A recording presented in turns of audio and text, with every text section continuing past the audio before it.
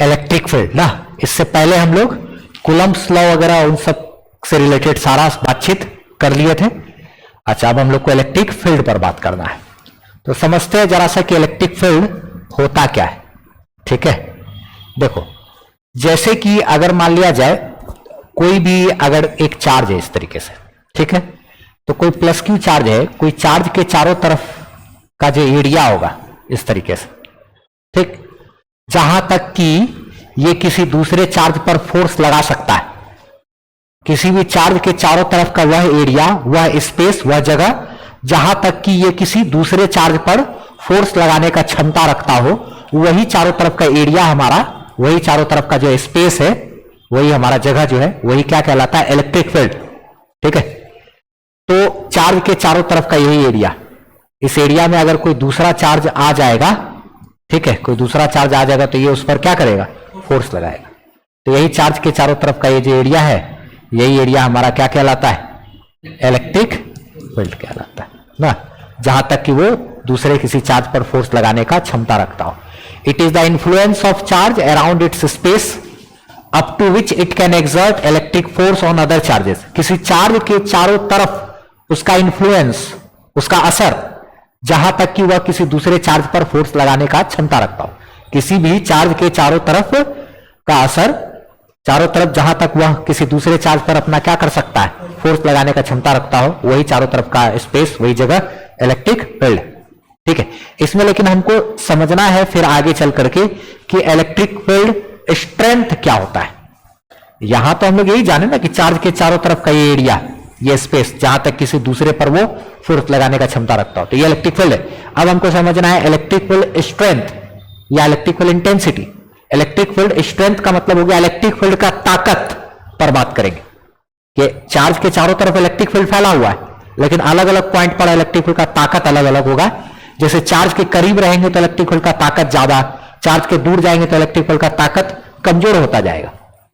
ठीक है, तो इसी पर हम लोग को अब चर्चा करना है। अगला टॉपिक है हमारा क्या, इलेक्ट्रिक फील्ड इंटेंसिटी या फिर इलेक्ट्रिक फील्ड स्ट्रेंथ। ठीक है, तो इसका डेफिनेशन वगैरह सब कुछ सारा चीज अभी हम लोग जानेंगे। पहले हम लोग इसको समझते हैं एग्जाम्पल के माध्यम से। ठीक है, ये एग्जाम्पल के माध्यम से समझते हैं। जैसे कि अगर मान लिया जाए ये कोई चार्ज है प्लस क्यू और इसके चारों तरफ इलेक्ट्रिक फील्ड फैला हुआ है। ठीक, हमको पता करना है कि इस पॉइंट पर इलेक्ट्रिक फील्ड का ताकत कितना होगा। इस पॉइंट का नाम है ए। तो अगर हमको इस ए पॉइंट पर इलेक्ट्रिक फील्ड का ताकत को पता करना है तो हम लोग क्या करेंगे, टेस्ट करने के लिए वहां पे मान लो कुछ चार्ज रख दिए Q बराबर 5 कूलम। ठीक है, तो अगर एक उदाहरण के लिए ले लिए हैं कि 5 कूलम चार्ज रख दिए। ठीक है, तो 5 कूलम चार्ज रखेंगे तो क्या होगा, ये चार्ज इसके ऊपर क्या करेगा, फोर्स लगाएगा। ठीक है, तो ये जो इसके ऊपर फोर्स लगाएगा, फोर्स लगा के उधर धक्का देगा, तो मान लिया जाए कूलम्ब के नियम से हम लोग चाहे तो इनके और इनके बीच का फोर्स निकाल सकते हैं। अगर इसका भी मान दिया रहता तो इतना गुना इतना K into Q1 into Q2 बटे दूरी का स्क्वायर करते तो फोर्स निकलता। मान लो वो फोर्स आ रहा है यहां पर, इस ए पॉइंट पर फोर्स का मान आ रहा है 100 न्यूटन। तो यानी कि ए पॉइंट पर जब हम लोग 5 कूलम चार्ज रखे तो उस पर फोर्स लग रहा है 100 न्यूटन का। तो ए पॉइंट पर प्रत्येक कूलम चार्ज के लिए कितना फोर्स लगेगा, प्रत्येक के लिए कितना लगेगा, एच कूलम के लिए कितना लगेगा, हर एक कूलम के लिए 20-20 न्यूटन का फोर्स, हर एक कूलम के लिए 20 न्यूटन का फोर्स। तो कहेंगे क्या कि ए पॉइंट पर इलेक्ट्रिक फील्ड का जो स्ट्रेंथ है वो कुछ ऐसा है कि वहां पर रखे गए प्रत्येक कूलम चार्ज के लिए 20 न्यूटन का फोर्स लग रहा है। ठीक है, तो इसको फोर्स डिवाइडेड बाय क्या, चार्ज, यानी 100 भागा 5 यानी कि क्या आया, 20 न्यूटन पर कूलम। ठीक है, तो ये 20 न्यूटन पर कूलम का हम लोग को क्या हो गया, इस पॉइंट पर इलेक्ट्रिक फील्ड का स्ट्रेंथ हो गया, ताकत। कहेंगे कि ए पॉइंट पर इलेक्ट्रिक फील्ड का ताकत कुछ ऐसा है कि प्रत्येक कूलम चार्ज के लिए कितना 20-20 न्यूटन का फोर्स लग रहा है। ठीक है, अच्छा अगर मान लिया जाए हम इस बी पॉइंट पर इलेक्ट्रिक फील्ड का ताकत पता करना चाहते हैं तो इस बी पॉइंट पर हम लोग क्या करेंगे, चार्ज को टेस्ट करने के लिए कुछ रख देंगे 5 कूलम, मान लो एक उदाहरण के लिए ले लिए कि 5 कूलम चार्ज रखे, तो इसके द्वारा इसके ऊपर फोर्स लगेगा। अब जो फोर्स लगेगा वो बताओ तो 100 न्यूटन से ज्यादा लगेगा कि 100 से कम लगेगा, ज्यादा लगेगा क्योंकि ये करीब आ गया है तो अब ज्यादा लगेगा। तो मान लिया जाए अब फोर्स लग रहा है 120 न्यूटन, मान लिए उदाहरण के लिए अब कितना फोर्स लगने लगा इसके द्वारा इस पे 120 न्यूटन। तो अब बी पॉइंट पर प्रत्येक कूलम चार्ज के लिए कितना फोर्स बी पॉइंट पर इलेक्ट्रिक फील्ड का जो ताकत है वो हमको ये बताएगा कि प्रत्येक कूलम चार्ज के लिए कितना 24 ना। तो जैसे कि बी पॉइंट पर इलेक्ट्रिक फील्ड का ताकत फोर्स पर यूनिट चार्ज यानी कि 120 अब भागा क्या 5, ये कितना आया 24 न्यूटन पर कूलम। तो यानी कि कहेंगे कि बी पॉइंट पर इलेक्ट्रिक फील्ड का ताकत कुछ ऐसा है, बी पॉइंट पर इलेक्ट्रिक फील्ड का ताकत कुछ ऐसा है कि प्रत्येक कूलम चार्ज के लिए यहां पर कितना 24 न्यूटन का फोर्स लगता है प्रत्येक कूलम चार्ज के लिए। ठीक है, तो इसी तरीके से हम लोग फोर्स पर यूनिट चार्ज करके किसी भी पॉइंट पर इलेक्ट्रिक फील्ड का क्या ताकत पता कर सकते हैं। तो इलेक्ट्रिक फील्ड स्ट्रेंथ का फॉर्मूला हो जाता है फोर्स बाय क्या चार्ज। ये बहुत इंपॉर्टेंट फॉर्मूला हो गया। ठीक है, और अगर किसी पॉइंट पर इलेक्ट्रिक फील्ड का ताकत पता रहे और हमको जानना हो कि वहां पर अगर कोई चार्ज रखेंगे तो उसमें फोर्स कितना लगेगा, तो ये चार्ज को इससे गुणा कर देंगे। देयरफॉर फोर्स बराबर क्या फॉर्मूला आएगा चार्ज इनटू उस पॉइंट का इलेक्ट्रिक फील्ड। जैसे मान लिया जाए इस पॉइंट पर इलेक्ट्रिक फील्ड का जो स्ट्रेंथ है वो है 20 Newton per coulomb, 20 Newton per coulomb, यानी कि हर एक कूलम के लिए 20-20 न्यूटन का फोर्स लगेगा। यहां पर इलेक्ट्रिक फील्ड का ताकत कुछ ऐसा है कि यहां पर रखे गए प्रत्येक कूलम चार्ज के लिए कितना 20 न्यूटन का फोर्स लग रहा है। तो 20 न्यूटन पर कूलम यहां पर इलेक्ट्रिक फील्ड का ताकत हो गया। और अगर हम लोग यहां पर 5 कूलम चार्ज रख देंगे तो उस पर फोर्स कितना लगेगा 20-5 100। अगर हम लोग 6 कूलम चार्ज रख देंगे तो 20 गुना 6 120। अच्छा, तो हम लोग को जो इलेक्ट्रिक फील्ड स्ट्रेंथ है वो कैसे पता चलता है फोर्स पर यूनिट चार्ज करने से। फोर्स पर यूनिट क्या चार्ज। तो हम लोग इस चीज को यहां पर डिफाइन करेंगे इसी तरीके से कि इट इज द क्या electric force per unit charge. Force per unit charge, प्रत्येक कूलम आवेश पे जो फोर्स लगता है, प्रत्येक कूलम चार्ज पे जो फोर्स लगता है ना। Electric force per unit charge for a given point in an electric field known as electric field strength of that point. किसी भी इलेक्ट्रिक फील्ड में किसी दिए गए पॉइंट पर प्रत्येक कूलम चार्ज के लिए जितना फोर्स लगता है वह उस पॉइंट का इलेक्ट्रिक फील्ड का स्ट्रेंथ दर्शाता है। किसी इलेक्ट्रिक फील्ड में दिए गए पॉइंट पर प्रत्येक कूलम चार्ज के लिए जितना फोर्स लगता है वह उस पॉइंट का इलेक्ट्रिक फील्ड स्ट्रेंथ को दर्शाता है, वह उस पॉइंट पर इलेक्ट्रिक फील्ड के ताकत को दर्शाता है। ठीक है, अच्छा, इसका फॉर्मूला क्या हो जाता है E is equal to F by Q. ठीक है, अच्छा, ये स्केलर फॉर्म है, इसका वेक्टर फॉर्म भी लिख सकते हैं क्योंकि इलेक्ट्रिक फील्ड जो है वो एक वेक्टर क्वांटिटी होता है बराबर फोर्स भागा चार्ज। अगर वेक्टर के फॉर्म में लिखेंगे तो चार्ज को साइन के साथ, अगर इस स्केलर के फॉर्म में लिखेंगे तो बिना साइन के यहां लिख देंगे इलेक्ट्रिक फील्ड फोर्स भागा चार्ज। अच्छा, इसका यूनिट क्या बनेगा फोर्स के लिए न्यूटन और इसके लिए क्या कूलम।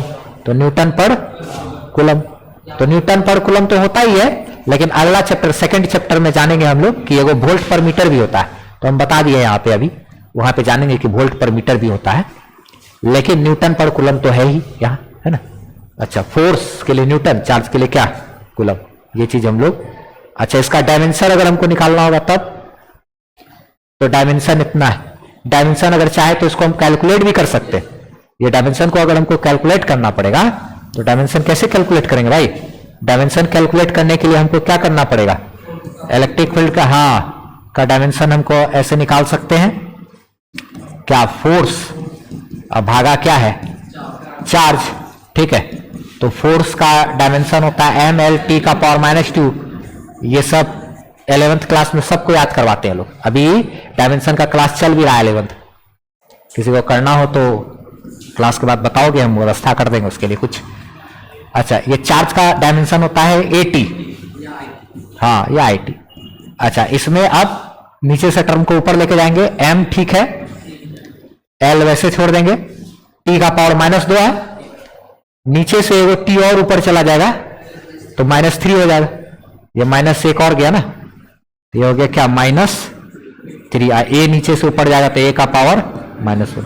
ये और ये डायमेंशन सेम, mLT का पावर -3, a का पावर -1। तो ये इस तरीके से हम लोग चाहे तो डायमेंशन लिख सकते हैं। ठीक, तो कुछ इंपॉर्टेंट पॉइंट इलेक्ट्रिक फील्ड से रिगार्डिंग सीखेंगे, लेकिन इसके जस्ट बाद हमको ये, अगर इसको पेज 1 पेज 1 अगर बोला जाए तो इसको, इसके ठीक बाद हम लोग को यहाँ पे एक एग्जाम्पल करने की जरूरत है। ये वाला जो एग्जाम्पल अभी हम लोग समझे ना, इसके जस्ट बाद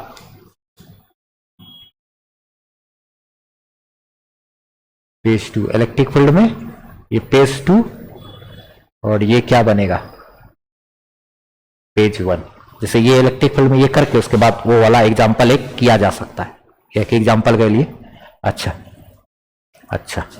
उसके बाद आगे बढ़े हम लोग अगर, तो इलेक्ट्रिक फील्ड से जुड़ा हुआ, इलेक्ट्रिक फील्ड बोलने का अर्थ हुआ यहाँ पे इलेक्ट्रिक फील्ड स्ट्रेंथ वगैरह, या इसी से हमको जुड़ा हुआ कुछ इंपॉर्टेंट पॉइंट्स जानना, जो एनसीईआरटी में इलेक्ट्रिक फील्ड का टॉपिक देने के बाद लिखा हुआ है लाइन बाय लाइन, 4-5 पॉइंट, वो पॉइंट हम लोग जानेंगे, कुछ चीज इलेक्ट्रिक फील्ड से जुड़ा हुआ।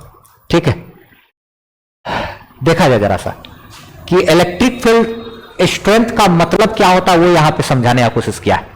इलेक्ट्रिक फील्ड का मतलब जो होता है वो क्या होता है, जैसे कि अगर मान लिया जाए इलेक्ट्रिक फील्ड का मतलब यही हुआ कि अगर कोई चार्ज है, चार्ज के चारों तरफ इस तरीके से इलेक्ट्रिक फील्ड अगर फैला हुआ है, ठीक है, इलेक्ट्रिक फील्ड फैला हुआ है। अच्छा, तो इसमें अगर हम लोग को किसी एक पॉइंट पर अगर कोई यूनिट पॉजिटिव चार्ज रख दे, +1 कूलम चार्ज रख दे, तो इसके द्वारा इस पॉइंट, ये यूनिट चार्ज पर जो फोर्स लगेगा वही कहलाएगा क्या, इस पॉइंट पर इलेक्ट्रिक फील्ड का स्ट्रेंथ पर यूनिट चार्ज, यानी कि यूनिट चार्ज पर, यानी 1 कूलम चार्ज कहां पे है, तो किसी इलेक्ट्रिक फील्ड में दिए गए बिंदु पर, दिए गए पॉइंट पर यूनिट चार्ज के ऊपर जितना फोर्स लगता है वह उस पॉइंट पर इलेक्ट्रिक फील्ड के ताकत को दर्शाता है। यही चीज यहां लिखा हुआ है, पहला पॉइंट। तो इस पर अगर मान लिया जाए, इस पर अगर लग रहा है 20 न्यूटन का फोर्स यूनिट चार्ज पे, तो 1 कूलम चार्ज पे, प्रत्येक कूलम चार्ज पे जितना फोर्स लगता है उसी को क्या बोलते हैं, उस पॉइंट पर इलेक्ट्रिक फील्ड का स्ट्रेंथ बोलते हैं। तो यही चीज यहां पे लिखा हुआ है कि इस पर जो फोर्स लगेगा ना, फोर्स जो ए पॉइंट पे लग रहा है वही किस इलेक्ट्रिक फील्ड को दर्शाने का कोशिश करेगा, यानी कि फोर्स पर यूनिट चार्ज। क्या लिखा हुआ है कि इलेक्ट्रिक फील्ड स्ट्रेंथ का मतलब यह होता है कि if a unit positive charge is placed at a point in an electric field, किसी एक पॉइंट पर अगर यूनिट पॉजिटिव चार्ज को रख दिया जाए, यूनिट चार्ज को रख दिया जाए, then the force experienced by the unit charge is called electric field strength of that given point. इस किसी एक पॉइंट पर अगर यूनिट चार्ज रख देते हैं तो उस यूनिट चार्ज पर जितना फोर्स लगेगा इलेक्ट्रिक फील्ड में, उसी फोर्स को कहेंगे उस पॉइंट पर इलेक्ट्रिक फील्ड का ताकत ना। किसी भी दिए गए बिंदु पर यूनिट चार्ज के लिए जितना फोर्स लगता है वही उस पॉइंट पर इलेक्ट्रिक फील्ड के ताकत को दर्शाता है। यही बात बस बोला गया है, फोर्स पर यूनिट चार्ज। इसी को दूसरा लैंग्वेज में दर्शाने का बस कोशिश किया गया। एनसीईआरटी का ये लाइन बाय लाइन ये सारा चीज 4-5 पॉइंट लिखा है, एनसीईआरटी बताने का कोशिश किया, वो 4-5 पॉइंट एनसीईआरटी का लाइन बाय लाइन हम लोग देखेंगे। ठीक है, अच्छा एक चीज और, एक बात कि कोई भी चार्ज जो इलेक्ट्रिक फील्ड को बना रहा है, ये कोई चार्ज है +Q, ये क्या कर रहा है, इलेक्ट्रिक फील्ड चारों तरफ बना रहा है, ऐसे मतलब इलेक्ट्रिक फील्ड चारों तरफ बना रहा है। ठीक है, तो जो चार्ज इलेक्ट्रिक फील्ड बनाता है ना, उस चार्ज को कहते हैं सोर्स चार्ज। जो चार्ज अपने चारों तरफ क्या करता है, इलेक्ट्रिक फील्ड बनाता है, उसको कहते हैं सोर्स चार्ज। सोर्स यानी इलेक्ट्रिक फील्ड का सोर्स, और वो सोर्स चार्ज कहलाता है। और ये सोर्स चार्ज इलेक्ट्रिक फील्ड के अंदर ही है ना, तो किसी भी सोर्स चार्ज के द्वारा जो बनाया गया इलेक्ट्रिक फील्ड होता है, उस इलेक्ट्रिक फील्ड के कारण खुद उसी के ऊपर फोर्स नहीं लगेगा। ये जो इलेक्ट्रिक फील्ड बनाया है ये किसी दूसरे चार्ज के लिए बनाया है। ये जो सोर्स चार्ज, जो चार्ज इलेक्ट्रिक फील्ड बनाता है उसको कहते हैं सोर्स चार्ज। और सोर्स चार्ज के कारण, जो सोर्स चार्ज के द्वारा बनाए गए इलेक्ट्रिक फील्ड में खुद उसी सोर्स चार्ज के ऊपर फोर्स नहीं लगता है, उसके कारण सिर्फ किसी दूसरे चार्ज पे फोर्स लगेगा। यानी कि ये सोर्स चार्ज है इलेक्ट्रिक फील्ड को बनाने वाला, उसका रचयिता। तो अब किसमें कोई दूसरा चार्ज आएगा तो उस पर फोर्स लगेगा, खुद इसके अंदर इसी पर फोर्स नहीं लगेगा, क्योंकि इसी चार्ज से दूरी क्या हो गया, 0। ये जहां चार्ज रखा हुआ है वहां से दूरी तो 0 है, इसलिए ऐसा होता है। तो जो चार्ज इलेक्ट्रिक फील्ड को बनाता है उसको सोर्स चार्ज कहते हैं। और कोई भी सोर्स चार्ज खुद के अपने इलेक्ट्रिक फील्ड में फोर्स महसूस नहीं करता है ना, किसी दूसरे पे वो लगाएगा। ठीक है, हाँ, अगर ये किसी दूसरे के इलेक्ट्रिक फील्ड में अगर आ गया तब इस पे लगेगा। जैसे मतलब यहां पे एक बड़ा सा इतना बड़ा चार्ज रख दिया यहां पे, तो उसके द्वारा बनाए गए इलेक्ट्रिक फील्ड में अब ये आ जाएगा, तो अब ये फोर्स महसूस करेगा। तो जो खुद का बनाया गया इलेक्ट्रिक फील्ड है उसके कारण खुद पे बल महसूस नहीं करेगा, फोर्स महसूस नहीं करेगा, दूसरे के इलेक्ट्रिक फील्ड की वजह से ही महसूस कर सकता है। यही लिखा हुआ है कि the charge which produce electric field is known as source charge. जो चार्ज इलेक्ट्रिक फील्ड को बनाता है उसको सोर्स चार्ज कहते हैं। And that source charge never experience any electric force in its own electric field. जो चार्ज इलेक्ट्रिक फील्ड को बनाता है उसको सोर्स चार्ज कहते हैं, और कोई भी सोर्स चार्ज अपने खुद के इलेक्ट्रिक फील्ड में फोर्स महसूस नहीं करता है। खुद के अपने इलेक्ट्रिक फील्ड में अपने ऊपर फोर्स महसूस नहीं करेगा, वो सिर्फ दूसरे पे लगाएगा। ठीक है, ये 2 पॉइंट हुआ। तीसरा पॉइंट देखो, इलेक्ट्रिक फील्ड का जो भी स्ट्रेंथ का जो मैग्नीट्यूड होता है वो डिपेंड करता है सोर्स चार्ज के मैग्नीट्यूड पे। देखो, इलेक्ट्रिक फील्ड का जो स्ट्रेंथ है, ताकत है, वो निर्भर करेगा कि जो सोर्स चार्ज है वो कितना बड़ा है। जितना ज्यादा बड़ा सोर्स चार्ज होगा, जितना ज्यादा सोर्स चार्ज का मैग्नीट्यूड होगा, वो ज्यादा ताकतवर इलेक्ट्रिक फील्ड बनाएगा। जैसे एक चार्ज है यहां पे बड़ा क्यू, एक चार्ज है छोटा क्यू, तो ये जो इलेक्ट्रिक फील्ड बनाएगा अपने चारों तरफ ना, उसका स्ट्रेंथ क्या होगा, ज्यादा होगा। इसके द्वारा बनाए गए इलेक्ट्रिक फील्ड का स्ट्रेंथ ज्यादा ताकतवर होगा किसके, इसके द्वारा बनाए गए इलेक्ट्रिक फील्ड से ना। तो ये बड़ा अगर चार्ज है, तो अगर चार्ज का मैग्नीट्यूड ज्यादा है तो वो ज्यादा ताकतवर इलेक्ट्रिक फील्ड बनाता है। यही लिखा हुआ है कि electric field strength depends on magnitude of source charge. Source charge के मान पर निर्भर करेगा इलेक्ट्रिक फील्ड का ताकत। जितना ज्यादा ताकतवर, जितना ज्यादा बड़ा चार्ज है वो उतना ज्यादा ताकतवर इलेक्ट्रिक फील्ड बनाएगा। ठीक है, और क्या चीज पर निर्भर करता है, दूरी पर भी। सोर्स चार्ज से जितना ज्यादा दूर जाएंगे इलेक्ट्रिक फील्ड का ताकत उतना कम होगा, और जितना करीब आएंगे इलेक्ट्रिक फील्ड का ताकत उतना बढ़ेगा। तो कोई भी इलेक्ट्रिक फील्ड का जो ताकत है वो इस बात पर निर्भर करता है कि जो सोर्स चार्ज है उसको बनाने वाला रचयिता वो खुद कितना बड़ा चार्ज है। और हम लोग जो इलेक्ट्रिक फील्ड का ताकत देख रहे हैं वो चार्ज से ज्यादा दूरी पे देख रहे हैं या कम दूरी पे देख रहे हैं। चार्ज के करीब रहेंगे तो इलेक्ट्रिक फील्ड का ताकत ज्यादा, दूर जाएंगे तो इलेक्ट्रिक फील्ड का ताकत कम होता जाएगा। ठीक है, तो दूरी पर और चार्ज के मान पर निर्भर करता है। फिर आगे बात करें कि अगर कोई क्यू चार्ज है, ठीक है, इस क्यू चार्ज को यदि हम लोग किसी भी स्फीयर के केंद्र पे रख दे, कोई गोला के केंद्र पे रख दे, तो इलेक्ट्रिक फील्ड का जो ताकत है ना, इस गोले के हर बिंदु पर इलेक्ट्रिक फील्ड का ताकत एक जैसा होगा। यानी यहां से यहां तक की दूरी जितनी है, यहां से यहां तक की भी दूरी उतनी है। तो यहां के चार्ज के कारण यहां पे जितना इलेक्ट्रिक फील्ड का ताकत, यहां से आर दूरी, यहां पर भी इलेक्ट्रिक फील्ड का उतना ही ताकत, यहां से आर दूरी, यहां पर भी इलेक्ट्रिक फील्ड का उतना ही ताकत, यहां से आर दूरी, यहां पर भी इलेक्ट्रिक फील्ड का उतना ही ताकत, तो यहां से आर दूरी, यहां पर भी इलेक्ट्रिक फील्ड का उतना ही ताकत। यानी कि अगर किसी गोला के केंद्र पर हम लोग अगर कोई चार्ज रख दे, किसी स्फीयर के सेंटर पर अगर कोई चार्ज रख देंगे, तो उसके कारण स्फीयर के सरफेस के हर पॉइंट पर इलेक्ट्रिक फील्ड का ताकत एक जैसा होगा। यहां से यहां तक की दूरी आर, यहां से यहां तक की दूरी आर, यहां से यहां तक की दूरी आर, यहां से यहां तक आर, यहां से यहां तक आर।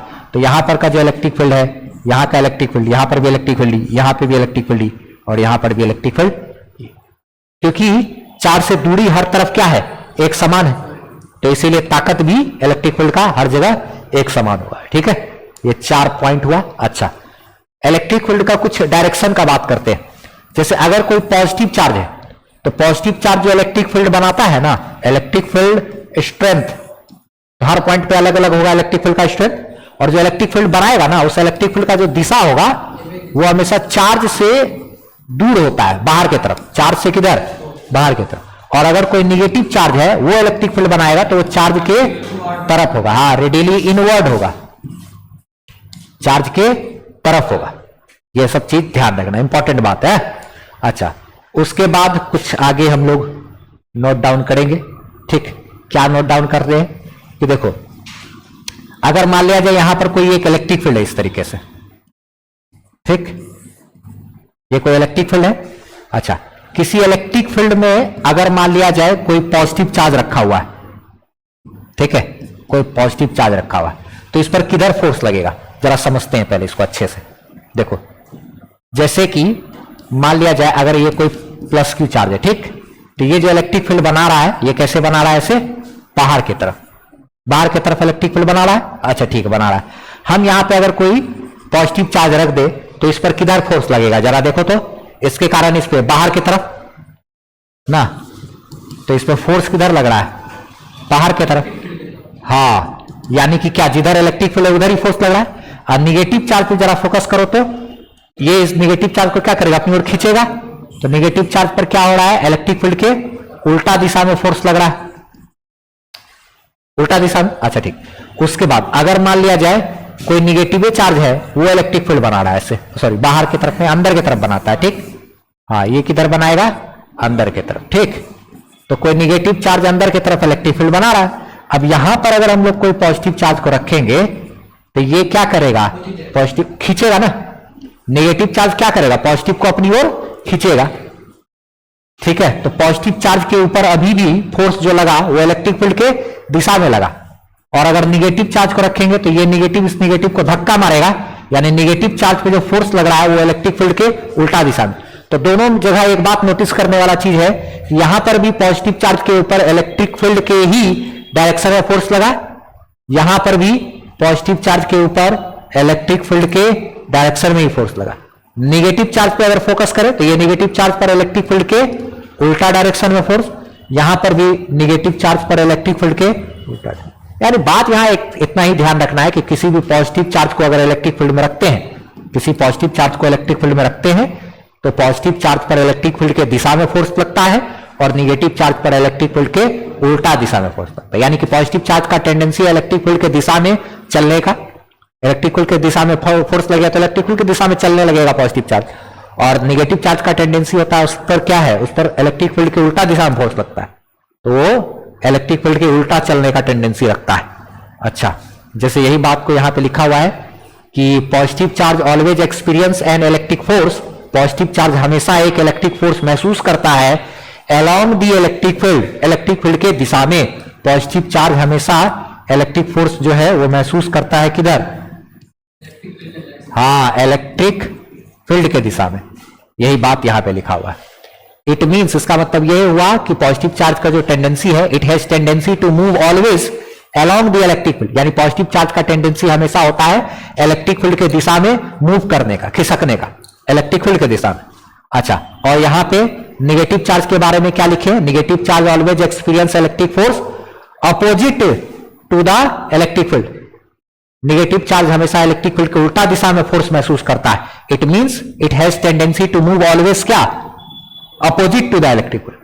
निगेटिव चार्ज का टेंडेंसी ये होगा कि हमेशा इलेक्ट्रिक फील्ड के उल्टा दिशा में चले, ठीक है। ये सब बहुत इंपॉर्टेंट बात हो गया, ठीक है। इसी फिगर में ही हम लोग यहां पर भी ड्रॉ कर सकते हैं कि अगर कोई माइनस क्यू चार्ज है तो इस माइनस क्यू चार्ज पर जो फोर्स लगेगा वो किधर लगेगा, इस दिशा में लगेगा। दोनों का एक ही फिगर हो गया ना, पॉजिटिव चार्ज पर इलेक्ट्रिक फील्ड के दिशा में, निगेटिव चार्ज पर इलेक्ट्रिक फील्ड के उल्टा दिशा में फोर्स लगता है, ठीक है। अच्छा, उसके बाद बात करें electric field due to a point charge. किसी पॉइंट चार्ज के कारण इलेक्ट्रिक फील्ड हम लोग निकालेंगे अभी, ठीक है। तो जरा देखो, पॉइंट चार्ज के कारण अगर निकालना होगा तो जैसे यहां पे कोई प्लस क्यू चार्ज है, ठीक है, ठीक। तो इस प्लस क्यू चार्ज के कारण आर डिस्टेंस पे यहां पे अगर हमको इलेक्ट्रिक फील्ड पता करना है, इलेक्ट्रिक फील्ड का स्ट्रेंथ पता करना है, ताकत पता करना है, तो वहां पर एक छोटा सा टेस्ट चार्ज रख दिए, मान लो क्यू नॉट। ये छोटा सा क्या है, टेस्ट चार्ज। जैसे कि 5 कूलम वहां पर रखे थे ना, वैसे ही टाइप का test charge. Unit positive pay एकदम छोटा सा टेस्ट चार्ज रखना चाहिए। ऐसा इसीलिए क्या होगा कि ये चारों तरफ जो इलेक्ट्रिक फील्ड बना रहा है ना, तो उसके बनावट को ये कोई डिस्टर्ब ना करे, इसके लिए एकदम छोटा सा टेस्ट चार्ज रखना चाहिए हमको। अच्छा, जैसे यहां पे हमको इलेक्ट्रिक फील्ड का ताकत पता करना है, तो जिस भी पॉइंट पर पता करना होता है उस पॉइंट पे हम लोग एक छोटा सा चार्ज रख देते हैं। जैसे 5 कूलम रखे थे तो चार्ज रख दिए, आज रख के क्या करेंगे, इसके कारण उस पर लगने वाला फोर्स पता कर लेंगे। जैसे ये इस पॉइंट पर हमको इलेक्ट्रिक फील्ड का ताकत चाहिए ना, तो इस पॉइंट पर क्या करेंगे, कोई छोटा सा टेस्ट चार्ज रखे और इसके कारण उस पर लगने वाला फोर्स पता करेंगे। तो फोर्स होगा K इंटू Q1 इंटू क्या, Q2 बटे दूरी का स्क्वायर। नाउ अब हमको जो है इलेक्ट्रिक फील्ड का जो स्ट्रेंथ इस पॉइंट पर चाहिए, तो चूंकि इलेक्ट्रिक फील्ड स्ट्रेंथ बराबर क्या होता है, फोर्स और डिवाइडेड बाय क्या, charge, force per unit charge.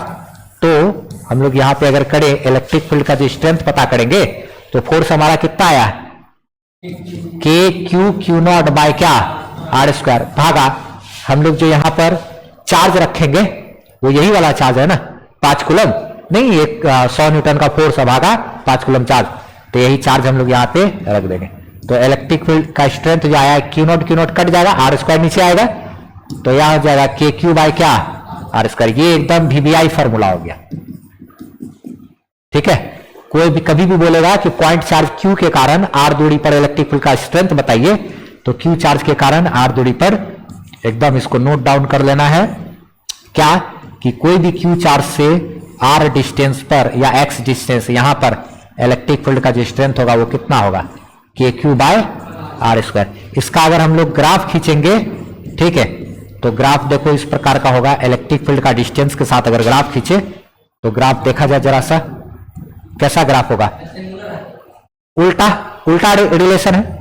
दूरी बढ़ाएंगे तो इलेक्ट्रिक फील्ड घटेगा। ये इनवर्सली प्रोपोर्शनल का ग्राफ हम लोग एक बार कूलम्स लॉ में भी फोर्स और आर डिस्टेंस के बीच खींचे थे। इनवर्सली प्रोपोर्शनल का ग्राफ जितना भी है ना फिजिक्स में 12th में, यहाँ पे सारा ग्राफ सब मेरा ऐसे, जैसे जैसे दूरी बढ़ाएंगे फोर्स क्या होगा, घटेगा। ये दूरी बढ़ाएंगे तो इलेक्ट्रिक फील्ड यहाँ पे क्या होगा, घटेगा, क्योंकि डिस्टेंस और इलेक्ट्रिक फील्ड में उल्टा रिलेशन। स्क्वायर वाला है तो कर्व लाइन में गया, इनवर्सली प्रोपोर्शनल में सारा चीज। तो हम लोग जैसे जैसे डिस्टेंस बढ़ाते जाएंगे, दूर जाएंगे, इलेक्ट्रिक फील्ड का ताकत क्या होगा, घटते जाएगा। ये सब चीज यहां पर होता है, ठीक है। Electric field due to a system of charges, ठीक है। जैसे कि अगर मान लिया जाए ढेर सारा चार्ज है, ठीक है, जैसे एक चार्ज है यहां पर, ठीक है, एक चार्ज यहां पे Q2, ठीक है, एक चार्ज यहां पे Q3, और इस पॉइंट पर हमको इलेक्ट्रिक फील्ड का स्ट्रेंथ पता करना है, इलेक्ट्रिक फील्ड का ताकत पता करना है, ठीक है। तो क्या करेंगे, पहले इस चार्ज के कारण इलेक्ट्रिक फील्ड निकाल लेंगे E1, इस चार्ज के कारण भी इलेक्ट्रिक फील्ड निकाल लेंगे E2, इस चार्ज के कारण भी क्या करेंगे, इलेक्ट्रिक फील्ड निकालेंगे E3, और सारे इलेक्ट्रिक फील्ड को क्या करेंगे, वेक्टर के तरीके से जोड़ देंगे।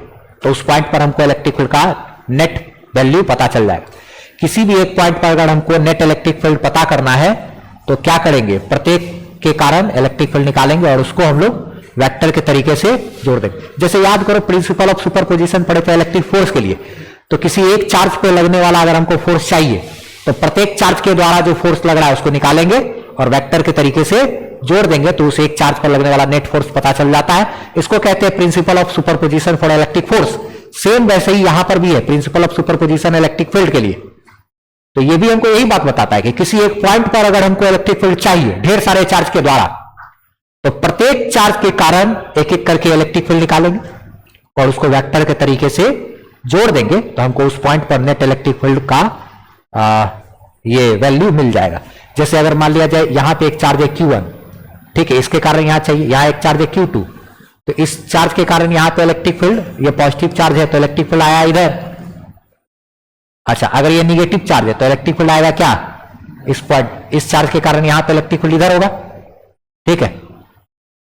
अच्छा, तो एक पॉजिटिव इधर और एक क्या, निगेटिव इधर, तो हमको जो नेट इलेक्ट्रिक फील्ड आएगा वो नेट इलेक्ट्रिक फील्ड किधर आएगा, ये नेट ऐसे होगा, ये पॉजिटिव चार्ज है और ये निगेटिव चार्ज है, तो इस पॉजिटिव चार्ज के कारण यहां पे इलेक्ट्रिक फील्ड चार्ज से दूर, इस निगेटिव चार्ज के कारण यहां पे इलेक्ट्रिक फील्ड चार्ज की तरफ, तो नेट इलेक्ट्रिक फील्ड क्या होगा, इन दोनों को जोड़ेंगे वेक्टर के तरीके से तो ऐसे बीच में आएगा, तो हमको निकालेंगे।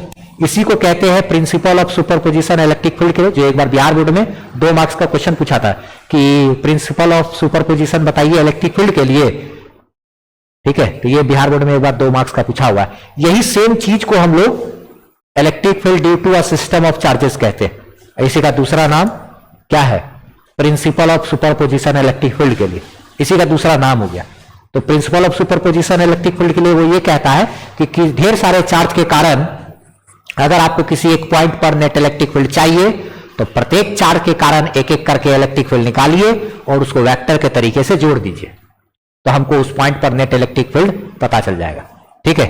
यही चीज है हमारा क्या, प्रिंसिपल ऑफ सुपरपोजिशन। क्या बोलता है कि electric field at a point due to multiple charges, किसी एक पॉइंट पर जो इलेक्ट्रिक फील्ड होगा ढेर सारे चार्ज के द्वारा ना, is the vector sum of all electric field created by each charge. प्रत्येक चार्ज के द्वारा जो इलेक्ट्रिक फील्ड क्रिएट किया जा रहा है उन सबको यदि हम वेक्टर के तरीके से जोड़ दें तो हमको किसी एक पॉइंट पर नेट इलेक्ट्रिक फील्ड पता चल जाएगा। यही हमारा प्रिंसिपल ऑफ सुपरपोजिशन है। उस पर आधारित न्यूमेरिकल भी करेंगे, तो इसी को अगर हम लोग एग्जांपल से भी यहां पर अगर शो ऑफ करें तो इस तरीके से यहां दिखाएंगे, जैसे एक पॉजिटिव चार्ज है यहां और एक पॉजिटिव चार्ज है यहां, ठीक है।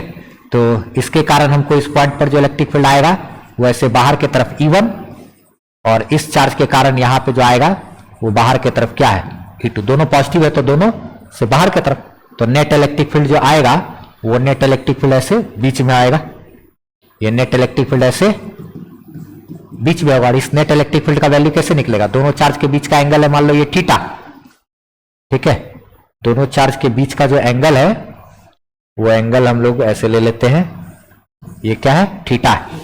तो अब यहां पर जो नेट इलेक्ट्रिक फील्ड आएगा नेट, तो वो कैसे निकालेंगे, root under E1 square plus E2 square plus 2 root under E1 2 E1 E2 इस था ना, root under E1 square plus क्या E2 square plus 2 E1 E2 into cos theta, जो वेक्टर के तरीके से। अगर 2 मार्क्स में पूछा था principal of superposition electric field के लिए, तो इतना लिखना पड़ेगा, ठीक है। ये हमको इतना करना पड़ेगा। अब इसी पे आधारित है, इसका इस्तेमाल करके हम लोग एक क्वेश्चन कर सकते हैं।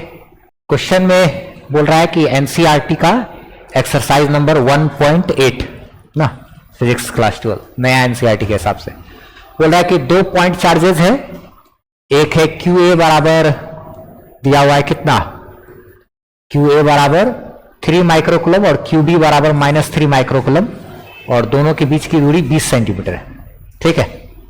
तो यानी कि यहां पर एक चार्ज है, मान लिया जाए 3 माइक्रोकुलम का, और यहां पे एक चार्ज है -3 माइक्रोकुलम का, ठीक है। अच्छा, तो ये जैसे A पॉइंट हो गया और ये B पॉइंट हो गया, ठीक है। तो इसी में हमको पता क्या करना है, ठीक है। तो यहां जैसे ये एक सेंटर है, यहां पर हमको निकालना है क्या, इलेक्ट्रिक फील्ड का मान, सेंट्रल पॉइंट पर इलेक्ट्रिक फील्ड का मान, इस O पॉइंट पर इलेक्ट्रिक फील्ड का मान क्या होगा, जबकि यहां से यहां तक का जो दूरी है वो 20 सेंटीमीटर। 20 सेंटीमीटर का मतलब यहां से यहां तक 10 सेंटीमीटर और यहां से यहां तक भी 10 सेंटीमीटर। तो 10 सेंटीमीटर का मतलब 10 भागा 100 यानी कि 0.1 मीटर, यहां से यहां तक 0.1 मीटर और यहां से यहां तक भी 0.1 मीटर, ठीक है। 10 भागा 100 कर लिए, मीटर में कन्वर्ट कर लिए। अच्छा ठीक है, हमको जो इलेक्ट्रिक फील्ड यहां पे निकालना है, तो एक चीज देखा जाए जरा सा, ये पॉजिटिव चार्ज के कारण जो इलेक्ट्रिक फील्ड यहां पर होगा वो तो इस तरफ, क्योंकि पॉजिटिव चार्ज के कारण जो इलेक्ट्रिक फील्ड बनता है वो चार्ज से दूर बनता है, बाहर की तरफ। निगेटिव चार्ज के कारण जो यहां पर इलेक्ट्रिक फील्ड बनेगा वो चार्ज के तरफ होगा, वो क्या होगा, चार्ज के तरफ। पॉजिटिव चार्ज के कारण यहां इलेक्ट्रिक फील्ड चार्ज से दूर, इसलिए इसके कारण यहां इलेक्ट्रिक फील्ड उधर बना। निगेटिव के कारण चार्ज के तरफ बनता है, तो ये भी उधर हो गया। दोनों एक ही डायरेक्शन में है, तो नेट इलेक्ट्रिक फील्ड निकालने के लिए दोनों को क्या करेंगे, जोड़ देंगे। नेट इलेक्ट्रिक फील्ड निकालने के लिए दोनों को जोड़ना पड़ेगा, ठीक है। तो इस पॉइंट पर जो नेट इलेक्ट्रिक फील्ड आएगा ई नेट, वो बराबर होगा पॉजिटिव के कारण और जो निगेटिव के कारण इलेक्ट्रिक फील्ड आ रहा है, दोनों को हमको क्या करना पड़ेगा, जोड़ना पड़ेगा। गेट लगा देना है ना, जोड़ना पड़ेगा, ठीक है। तो चलो इसमें जोड़ करके हम लोग दोनों को निकालते हैं, जरा आगे का काम करते हैं, ठीक है। तो E net is equal to, E net बराबर क्या, पॉजिटिव चार्ज के कारण electric field plus negative charge के कारण इलेक्ट्रिक फील्ड, ठीक है। तो पॉजिटिव चार्ज के कारण जो यहां पर इलेक्ट्रिक फील्ड आएगा, तो कोई भी क्यू चार्ज के कारण कुछ दूरी पर जो इलेक्ट्रिक फील्ड बनता है वो बनता है के क्यू बटे डिस्टेंस का स्क्वायर, के क्यू बाय आर स्क्वायर। उसका फॉर्मूला हम लोग पढ़े थे लास्ट क्लास में। तो ये क्यू ए था ना, ये कौन सा चार्ज था यहां पे, इसका नाम क्या था, क्यू ए, क्यू ए। और ये जो है वो क्या है, क्यू बी, है ना।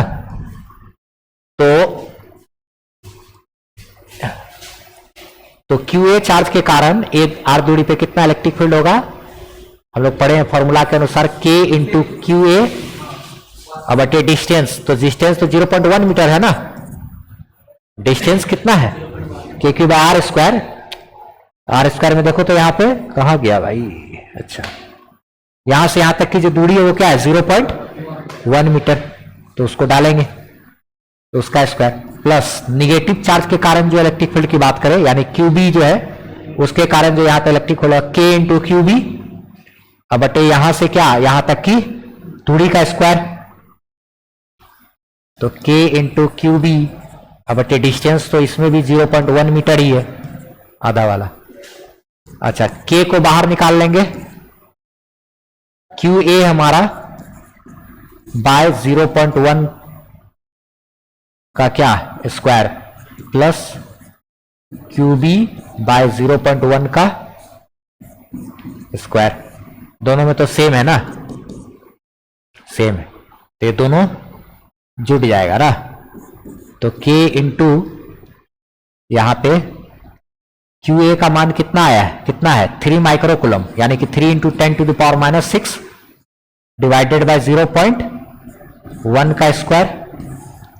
अच्छा प्लस QB भी जो है वो भी सवाल में देखेंगे अगर तो QB का भी मान 3 माइक्रो कूलम है साइन के साथ नहीं लेंगे माइनस साइन का तो मतलब ये हो गया कि इलेक्ट्रिक फील्ड का दिशा उधर है तो ये भी 3 माइक्रो कूलम ये भी सेम चार्ज है माइक्रो का मतलब होता है 10⁻⁶ 3 इंटू 10 क्या -6 डिवाइडेड बाय डिस्टेंस से 0.1 उसका स्क्वायर करेंगे।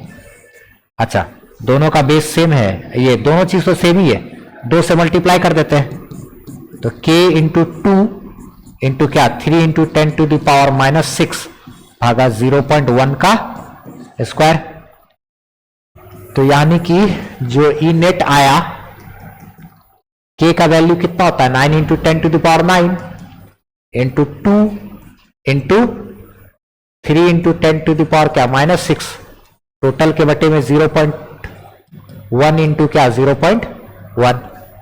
0.1 का स्क्वायर तो इसको सॉल्व करेंगे अगर तो ये 9 × 27 × 54 54 ना इंटू 10⁻, बेस सेम है पावर ऐड होगा 3 ये 0.1 कितना हो गया हाँ 1 इंटू 0.1 है अगर तो भागा 10 ये 100 है नीचे से ऊपर चला जाएगा। अच्छा तो 54 गुना 10⁻³ 100 ऊपर चला गया यानी कि 10 का स्क्वायर गया 100 ऊपर जाना होता है 10 का स्क्वायर तो ये 54 गुना 10 का पावर क्या है 5 इतना न्यूटन पर कूलम। इसी चीज को थोड़ा सा लिखने का एक तरीका होता है ये 5.4 इंटू 10⁻⁶ क्या 6 इतना न्यूटन पर कूलम ये एक आंसर हो गया ठीक है। अच्छा इसी में हमको बोला कि यहां पर इलेक्ट्रिक फील्ड तो निकालिए उसके बाद बोला है क्या सवाल में बी नंबर में कि अगर एक निगेटिव चार्ज है इतना कूलम का निगेटिव चार्ज उसको अगर यहां रख देंगे तो उस पर फोर्स कितना लगेगा ठीक है।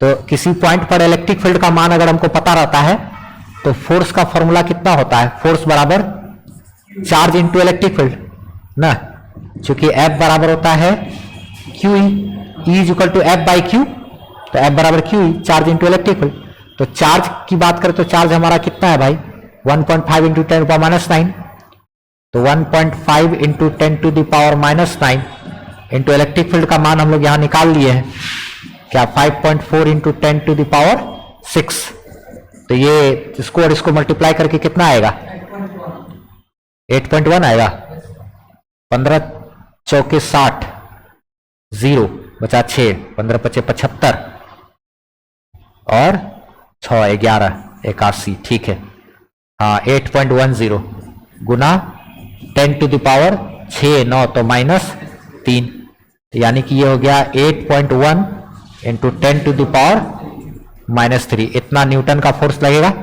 और इतना न्यूटन का जो फोर्स लगेगा वो किस डायरेक्शन में होगा इस पर भी हम लोग चर्चा कर सकते हैं। यहां पे नेट इलेक्ट्रिक फील्ड तो उधर है और यहां पे ये एक निगेटिव चार्ज है क्वेश्चन में बोल दिया कि ये एक निगेटिव चार्ज है निगेटिव चार्ज को यहां पे रखेंगे तो उस पर किधर होगा इलेक्ट्रिक फील्ड के उल्टा दिशा में फोर्स लगेगा यानी टुवर्ड्स क्या ओ से ए की तरफ तो इतना न्यूटन का तो फोर्स लगेगा लेकिन इसमें लिखना पड़ेगा क्या लिखना पड़ेगा टुवर्ड्स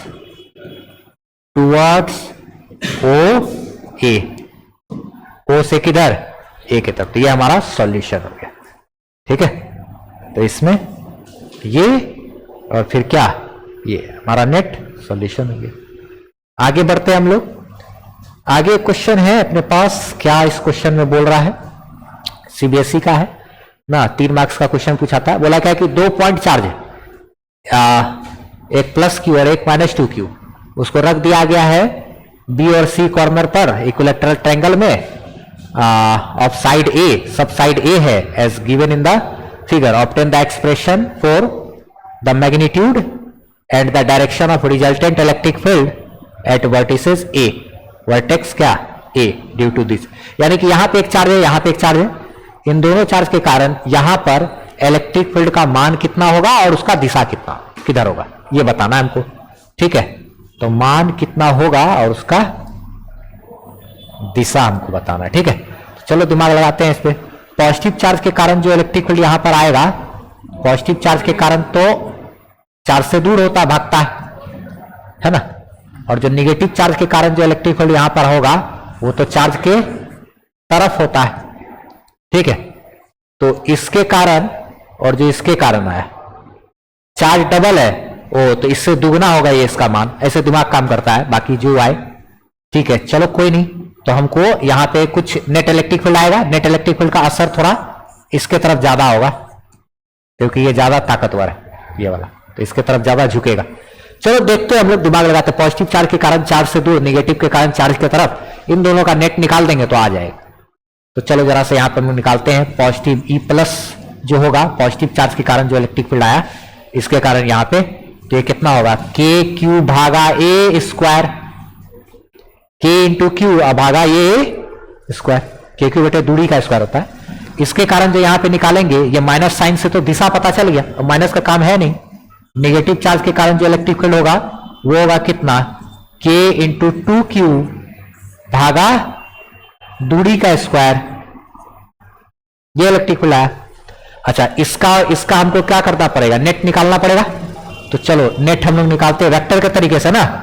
तो इसको अगर हम बोल दे x, तो ये हमारा 2x है, K Q by A square, तो ये 2k Q by A square. ये ऐसे सुविधा के लिए, फिर हम लोग रिजल्ट निकाल लेंगे, फिर x की जगह उसका मान रख देंगे। x की जगह कौन है, K Q by A square, उसको फिर से बैठा देंगे। ठीक है, तो चलो देखो यहां पे हम लोग जो नेट निकालेंगे, ये नेट बराबर प्रिंसिपल ऑफ सुपरपोजिशन से पढ़ चुके हैं हम लोग। ये सब फॉर्मूला क्या, पॉजिटिव वाला के कारण जो आया है उसका, यानी E1 का स्क्वायर प्लस E2 का square plus 2 into E1 into क्या E2 इंटू क्या कॉस थीटा, यही ना है। अच्छा चलो थीटा भी निकाल लेंगे। पॉजिटिव चार्ज के कारण x square plus 2x square plus 2 into x into क्या 2x इंटू ये पॉजिटिव के कारण जो इलेक्ट्रिक फील्ड है उसको x से ना डिनोट किए हैं क्या, है ना। अच्छा अच्छा, अब हमको जरा सा दिमाग लगा के बताओ कि ये एंगल जो है वो कितना है यहाँ पे। हाँ 120 डिग्री, क्योंकि ये राइट, ये इक्विलैटरल ट्रायंगल है, तो 60 60 60, ये 60, तो ये 120। सही बात, cos 120 का मान पता है, वेरी गुड, ये हाँ ये 120 डिग्री। ठीक है, तो अच्छा ये एक्स स्क्वायर प्लस ये क्या है 4x square plus 4x square 4x square into cos 120 का मान -1/2, 2 से ये कट जाएगा 2 बार में। अच्छा तो ये और ये मिलके हो गया कितना 5x स्क्वायर, हाँ ये 2 से 2 कट जाएगा तो 2x स्क्वायर और माइनस, तो माइनस 2x स्क्वायर। अच्छा हाँ तो घट के 3x स्क्वायर का रूट, तो x बाहर आ जाएगा √3। अच्छा तो ई नेट जो आया हमारा वो x √3 का मतलब कितना आया, जो नेट इलेक्ट्रिक फील्ड है x का मान क्या था, x का मान क्या था के क्यू बाय ए स्क्वायर।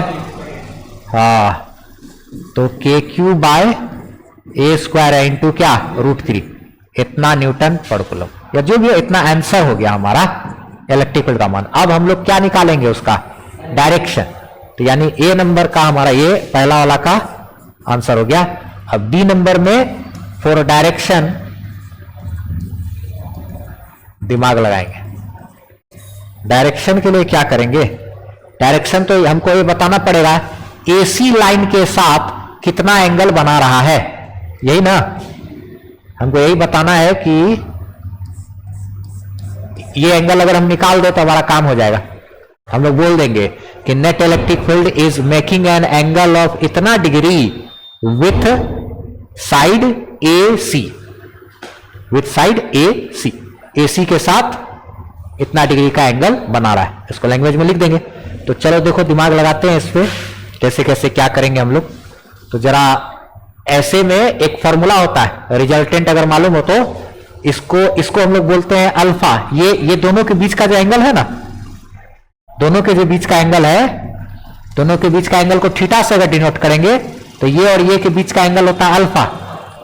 अगर वेक्टर में पढ़ाया जाता है 11th में, ये जैसे ए है, ये है क्या बी, ये रिजल्टेंट हो गया R, A B R, sorry A B और ये आर, रिजल्टेंट और वेक्टर ए के बीच का एंगल अल्फा जो होता है उसके लिए फॉर्मूला लिख सकते हैं हम लोग, साइन अल्फा बराबर B sine theta by are.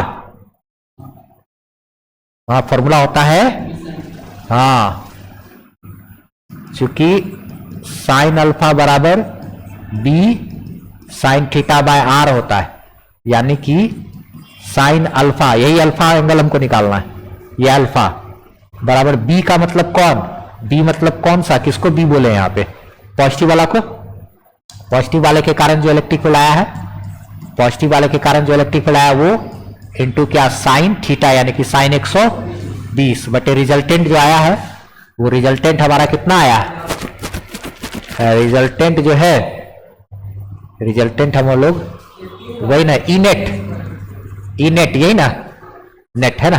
अच्छा इसको जरा सा देखो ना, ऐसे करके लिख सकते हैं, sine alpha is equal to E positive के कारण जो आया था उसको तो हम लोग एक्स बोले थे ना, ई पॉजिटिव के कारण उसको एक्स बोले थे, इसमें भी कर सकते हैं, वैसे भी लग सकता है एक्स इंटू साइन 120 का मान sine 90 plus 30 cos 30 1 cos 30 cos, sine 120 को लिखेंगे साइन 90 और प्लस 30, तो साइन 90 प्लस 30 कॉस 30, कॉस 30 √3/2, तो ये इसका मान होता है √3/2 भागा ई नेट हमारा आया था x √3,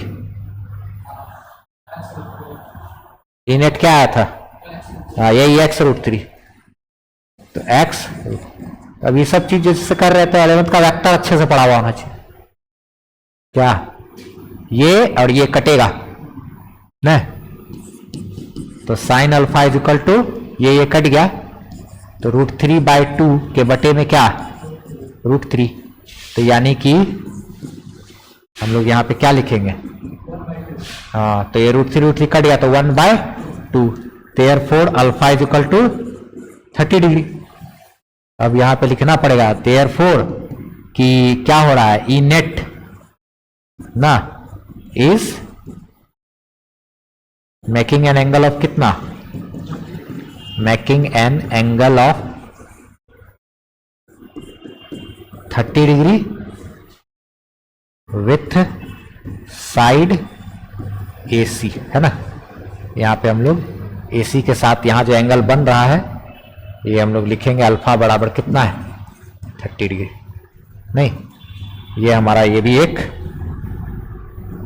ये एक आंसर हो गया, ठीक है। तो ऐसे चीज, अब इसी में कुछ वेक्टर का हल्का हल्का चीज इस्तेमाल कर लिए थे हम लोग तेजी में ना, ये ऐसा किसी को वेक्टर के बारे में ये सब टाइप का चीज सब फॉर्मूला सब अगर पढ़ना हो तो revision of vector by M Anwar YouTube पे सर्च करोगे तो उसमें भी ये सब टाइप का चीज सब करा के प्रैक्टिस कराएं। चलो देखते हैं इसी में और आगे बात करें हम लोग। और भी कुछ क्वेश्चन भी है, सीबीएसई 2023 का क्वेश्चन। इसमें क्या बोला कि the magnitude of electric field due to a point charge object at a distance of 4 meter is 9 newton per coulomb. यानी कि सॉल्यूशन अगर करेंगे तो इलेक्ट्रिक फील्ड हमारा दिया हुआ है 9 न्यूटन पर कूलम और डिस्टेंस जो है r बराबर वो 4 मीटर है, ठीक है। From the same charge object the electric field of magnitude 16 newton per coulomb will be at a distance of कितना। यानी कि क्वेश्चन में ये बोला कि क्यू चार्ज से यदि 4 मीटर की दूरी पर इलेक्ट्रिक फील्ड का मान 9 न्यूटन पर कूलम है, तो बताइए क्यू चार्ज से कितनी दूरी पर इलेक्ट्रिक फील्ड का मान, क्या हुआ, कितनी दूरी पर, हाँ कितनी दूरी पर इलेक्ट्रिक फील्ड का जो मान है वो 16 न्यूटन पर कूलम हो जाए। तो ज्यादा दूर चले गए थे तब ना 9 है, हाँ 9 है, और उससे कम रहेंगे तब ना 16, यानी कि आंसर हमारा 4 से कम होना चाहिए। आंसर हमारा 4 से तो कम होना चाहिए, क्या ये दिमाग लगाए? 4 से कम बोले तो 3 को ऑप्शन दे दिया, यही सब तो बात। 6 तो नहीं होगा, इतना पता हमको। ठीक है, सॉल्व करते हैं, अभी हम लोग सॉल्व तो करेंगे, लेकिन यहां पे देखो ना 2 9 से 16 हो रहा है ना। अच्छा अच्छा अच्छा, डिस्टेंस आधा करेंगे तो दुगना हो जाता, तो आधा से भी करने की एक है क्या। चलो सॉल्व करते हैं, क्या दिक्कत है, अपना दिमाग लगा क्या करेंगे, कहां जाएंगे। तो Q4 से इतना पे है ना, तो चूंकि क्या हो रहा है, Q4 से R डिस्टेंस पर ये कंडीशन 1 हो गया, ये क्या हो जा रहा है, गायब हो जा रहा है। कंडीशन A कंडीशन B है, तो A वाले कंडीशन में क्या है देखो, तो Q4 से 4 मीटर की दूरी पे इलेक्ट्रिक फील्ड इतना है, तो यानी कि 9 electric field E is equal to formula जो होता है हमारा, E इज इक्वल टू होता है KQ बाय R स्क्वायर, यानी कि 9 is equal to K into Q charge जो है, अब बटे दूरी कितना है 4 का स्क्वायर, तो 4 4 16, और 16 गुना 9, 16 नंबर कितना होता है 144। अच्छा, तो ये इससे मल्टीप्लाई कर दिए, तो KQ बराबर 144 है ना।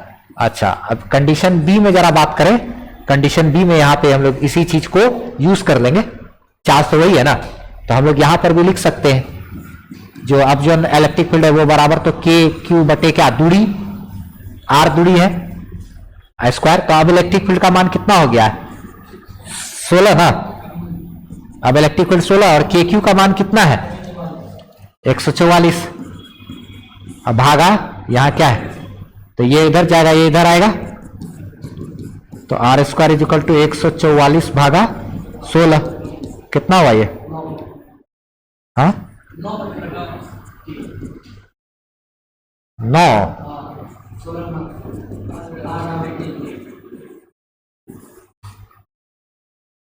सही किया है ना जी, ऐसा नहीं कि बस, एक बार रीचेक कर लेते हैं क्या। आगे एक क्वेश्चन है, इस पे जरा सा देखते हैं थोड़ा सा, CBSE 2023, ठीक है। इसमें क्या बोल रहा है कि एक आइसोलेटेड पॉइंट चार्ज पार्टिकल है, produces an electric field E at a point 3 meter away from it. अच्छा अच्छा अच्छा, एक E at a point 3 meter away, अच्छा अच्छा अच्छा। इसमें क्वेश्चन क्या बोल रहा है कि कोई Q चार्ज है, इससे 3 मीटर की दूरी पर, ठीक है, यहां पर जो इलेक्ट्रिक फील्ड बन रहा है वो बन रहा है E, ठीक है। The distance of the point eight which electric field will be E/4, तो बताइए यहां तो E बताना, वो दूरी बताइए जहां पर कि इलेक्ट्रिक फील्ड का मान क्या हो जाए E/4 हो जाए, सॉरी सॉरी, हाँ ये ठीक है ना, चलो तो E/4 घट के by4 हो जाए ना, तो E/4, तो यानी कि 6 मीटर होना चाहिए, 6 ही है क्या आंसर, 4 गुना कम होने का मतलब नीचे में R स्क्वायर है तो डबल हो जाएगा डिस्टेंस, सोचने वाला बात, ऐसे डायरेक्ट भी कर सकते थे हम लोग, और नहीं तो अगर बना करके भी करेंगे तो, इतना तो पता है कि इलेक्ट्रिक फील्ड का ताकत कम हो रहा है, मतलब दूरी बढ़ा रहे हैं, है ना। अच्छा, तो चलो देखो अभी इसके कारण यहां पे इसको सॉल्व करते हैं। वैल्यू है E सिचुएशन A में, अभी पहले जो सिचुएशन है उसमें क्या किया है, तो K इंटू क्यू भागा 3 का स्क्वायर, अच्छा ठीक है। तो अभी इलेक्ट्रिक फील्ड का मान हमारा इतना है, तो यहां से Q का मान क्या हो जाएगा, देखो तो Q बराबर क्या लिखेंगे 9E/K, ठीक है।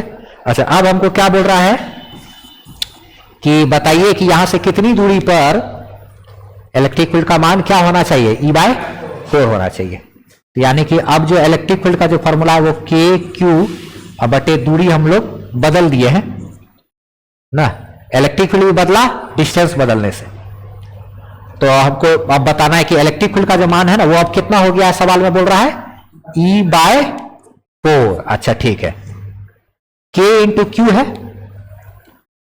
तो इस K को इधर अगर ले ले तो KQ का मान 9 ही हो जाएगा। KQ का मान इसको इतना भी तो लिख सकते थे ना, KQ बराबर 9 ही ना, KQ बराबर क्या लिख सकते थे 9 ही, तो यहां KQ की जगह क्या लिखेंगे 9E। अब डिस्टेंस कितना हो जाना चाहिए, यही ना, तो आप देखो तो जरा सा E से E ऊपर ऊपर कैंसिल, तो 1/4 इज इक्वल टू 9/r' का स्क्वायर है। 1/4 इज इक्वल टू क्या लिखा हुआ है 9/r' का स्क्वायर, दोनों जगह से E गायब हो गया। अच्छा छोड़ो, 1/4 इज इक्वल टू 9/r' का स्क्वायर, तो इसको इधर करेंगे इसको इधर करेंगे, तो ये r' का स्क्वायर इज इक्वल टू कितना 9 चौके 36, तो r' इज इक्वल टू क्या √36, तो r' बराबर 6 मीटर। अब ऐसे भी दिमाग लगाना था, KQ/R होता है ना फॉर्मूला, KQ/R होता है, तो R को अगर हम दुगुना कर दे तो ये क्या होगा 2 का स्क्वायर यानी कि 4 E/4 आ जाएगा, तो वही E/4 होना तो डबल डिस्टेंस पे होता, तो ये चीज हम लोग ये वाला सॉल्यूशन की CBSE 2023 का क्वेश्चन। अब लास्ट ये भी एक इलेक्ट्रॉन है जिसपे फोर्स लग रहा है इतना, और आई कैप का मतलब एक्स एक्सिस की तरफ फोर्स लग रहा है। इलेक्ट्रॉन पे एक्स एक्सिस की तरफ फोर्स लगने का मतलब इलेक्ट्रिक फील्ड हमारा निगेटिव एक्स एक्सिस की तरफ है।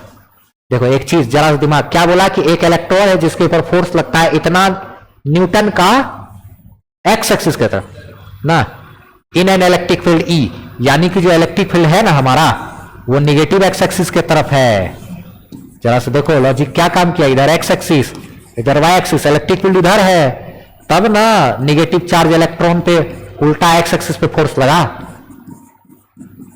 क्या समझे, बोला हम लोग जानते हैं निगेटिव चार्ज पे हमेशा इलेक्ट्रिक फील्ड के उल्टा डायरेक्शन में फोर्स लगता है। यहां पे बोला क्या कि an electron experiences a force इतना न्यूटन, आई का मतलब एक्स एक्सिस की तरफ, तो इलेक्ट्रॉन के ऊपर जो फोर्स लग रहा है वो एक्स एक्सिस की तरफ लग रहा है, इसका मतलब इलेक्ट्रिक फील्ड इधर निगेटिव एक्स एक्सिस की तरफ है।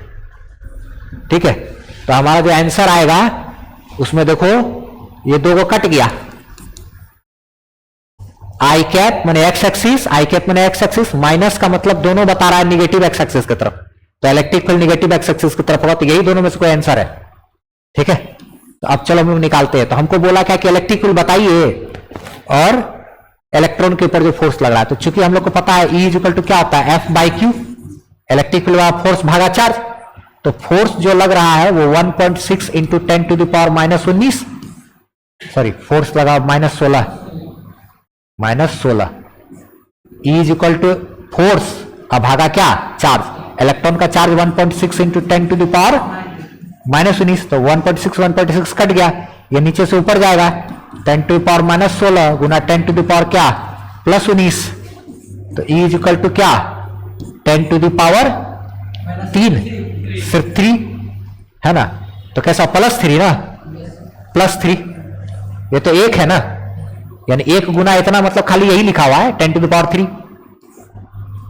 ये माइनस क्यों लिए, नेगेटिव एक्सिस की तरफ इलेक्ट्रिक फील्ड होना चाहिए, क्योंकि इलेक्ट्रॉन के ऊपर जो फोर्स लग रहा है वो एक्स एक्सिस की तरफ लग रहा है। समझे बात, तो लॉजिक लगा के सवाल पूछता है CBSE।